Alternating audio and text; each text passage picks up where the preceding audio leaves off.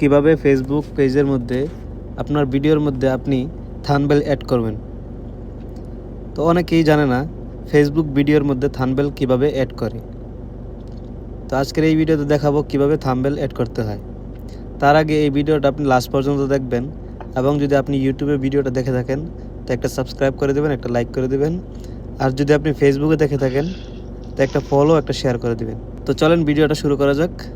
তো সবার প্রথম চলে যাবেন ফেসবুকে যাওয়ার পর আপনি আপনার পেজের মধ্যে চলে যাবেন।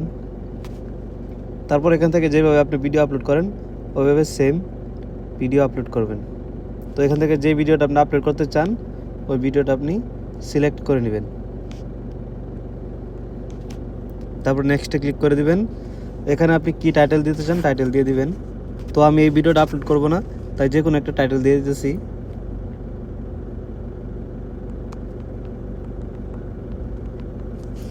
তারপর আপনি যদি ডেসক্রিপশন দিতে চান তো এখানে দিয়ে দিতে পারেন। তারপর দেখাবো কিভাবে থাম্বনেল অ্যাড করতে হয়। তো চলুন, এখানে দেখবেন কর্নারে একটা লেখা আছে এডিট নামে অপশন আছে, এখানে আপনি ক্লিক করে দিবেন। ক্লিক করার পর এখানে যদি আপনি চান আপনার ভিডিও থেকে কোনো পিকচার নিতে চান তো এটা যেখানে রাখবেন ওইটাই আপনার থাম্বনেল হয়ে যাবে।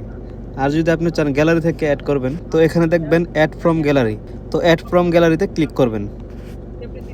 তারপর এখান থেকে আপনি যেই থাম্বনেলটা অ্যাড করতে চান ওই থাম্বনেলটা অ্যাড করে দিবেন। তো এখান থেকে আমি একটা ফটো নিয়ে নিলাম, তারপর সেভে ক্লিক করে দিবেন। তো এখানে কিন্তু আপনার ফেসবুক ভিডিওতে থাম্বনেল অ্যাড হয়ে গেছে। তারপর আপনি পোস্ট করে দিবেন। তারপরে ভিডিওটা দেখবেন পেজের মধ্যে, দেখবেন এখানে থাম্বনেল কিন্তু অ্যাড হয়ে গেছে, এই দেখেন।